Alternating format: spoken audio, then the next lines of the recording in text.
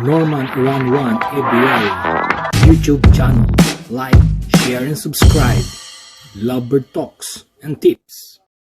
Shout out kay Jackson Kaliplip, Daniel's Nature Discovery, Jao Rivera, Luis Revas, Sheila Fortu, Diane Holman, Marben Diego Tubias, Kabayang Densyo, M. Posque Tinaya, Kuya Joms TV, Fred Morga, kay Tatay June o Mayamot Lower Antipolo, Erwin Ramirez Pugi, Darwin Lerona.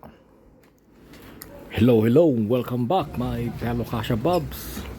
Check po tayo ng ating mga inakay na pwedeng i-harvest dito po sa pares po na visual pale palo saka split pale palo po. Ito po yung Bluetooth na pale palo, possible opa if kak po mga Kasha Bobs. Ayan, marunong na po silang bumaba at kumain, kaya baka sa susunod na araw pwede na rin natin silang i-harvest. Ayan po yung kanyang kapatid, yung Parblo po, possible opa din po yan if kak mga Kasha Bobs. Yan po, silang dalaw po yung pinaposter po natin dyan sa kulungan na po yan, dahil yan po yung parisan po na visual na blue field follow saka split field follow na Bayou Ewing Opaline po. Yan po yung totoong nilang anak, yung dalawa po na hindi visual. At dito naman check pa po tayo mga Kasha Bobs, sampang may mga inakay, at yun po ang ating titignan mga Kasha Bobs.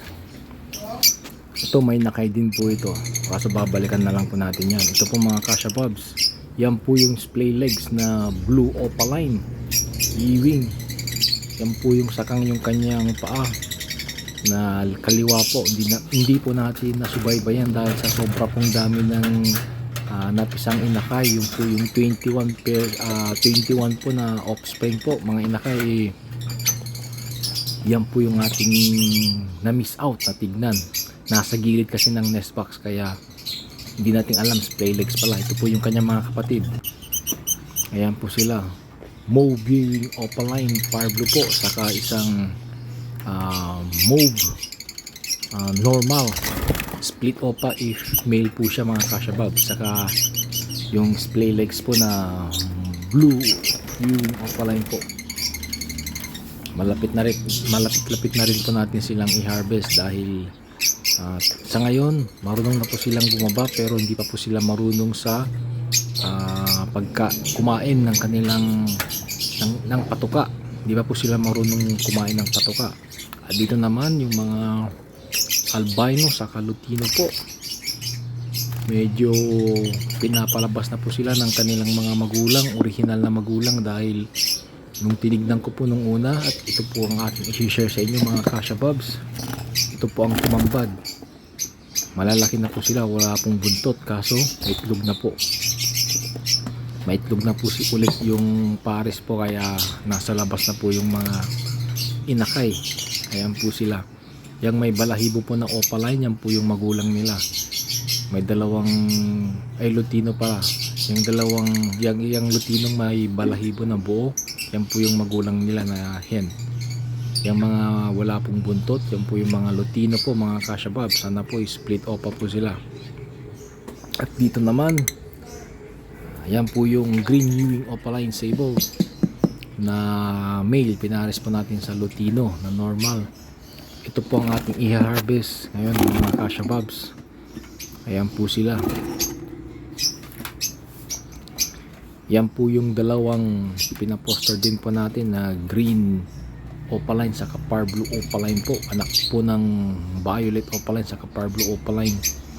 Kung nagtataka kayo at ganyan po ang itsura nila, nagbabad po sila sa kanilang inuman, kaya nabasa po yung kanilang balahibo mga Kasha Bobs. Ayan po yung totoong anak po ng mga yan, ng lutino saka green Ewing opaline sable po. Ito na po at i-harvest na po natin sila. Ito na po yung pangalawang harvest po natin, oh. Yan po yung pinaposter po natin. Yang una pong green, split opa po yan. Split Ino. Dahil sa tingin ko buntis ulit po yung hen eh. Kaya kailangan na po natin silang i-harvest. Pero mas nauna yung kaninang nakita nyo Kasha Bobs na may mga itlog na po. Naman Par Blue, Opaline, payat po ang katawan yan. Possible male po yan mga Kasha Bobs. Par Blue Opaline, mukhang lalaki po yan sa katawan, payat po siya. At ito naman Green Opaline Split Ino. Ayan po siya mga Kasha Bobs. Mayroon pa pong natitira. Ngayon, ito po yung katanungan, alin po dyan yung anak? Magkapungka po yung nanay sa kaanak. Parehas po silang sable na green Ewing Opaline po. Nakikita nyo ba kung alin dyan ang totoong anak? Magkamukha po sila. Yung nasa gitna, yung po yung nanay. Magkamukha po yung mag-ama. Ito po ang anak po. Paano ko po nasabi niyan? Tignan nyo po yung tuka niya. May itim-itim pa po ng konti. Yan po yung sinyalis na anak po yan mga Kasha Bobs. Dahil yung magulang, wala na pong itim yung kanilang tuka. Kaya kahit na magkakamukha po sila, hindi po tayo malilito. Kung tayo po'y legit breeder at tayo po'y totoong nagmamasid sa ating mga alagang ibon, kahit ano pa pong kanilang mga ID, makikita at malalaman po natin. Ayan po mga Kasha Bobs. At ito naman mga Kasha Bobs ay yung mga naunang na-harvest ko na po, yung kabuanan po ng October saka September. Itatry po natin sila mga Kasha Bobs na ibenta sa palengke. Ayan po sila, sobrang dami na po. Okay, sana po may mabili. Kung wala man, ipopost po natin ito online sa mga malapit po sa lokasyon ko dito po sa San Carlos, Pangasinan. Pa-PM nyo lang po ako mga Kasha Bobs, kahit dito sa comments, nang sa ganun makapag-usap po tayo. Dito na po tayo ngayon mga Kasha Bobs sa binta ng mga hayop. Ito po yung aking ibenta. Pinatong ko po sa isang kaibigan ko na nagbibenta ng ano ba yan? Pub po ba yan? Yan, pinatong ko po. Diyan po yung aking mga portion na alagang ibon. At kung nagustuhan mo ang video kong ito, pa-thumbs up. At kung hindi man, pa-thumbs up pa rin mga Kasha Bob. Huwag kalimutang pa-subscribe, pa-like, pa-share.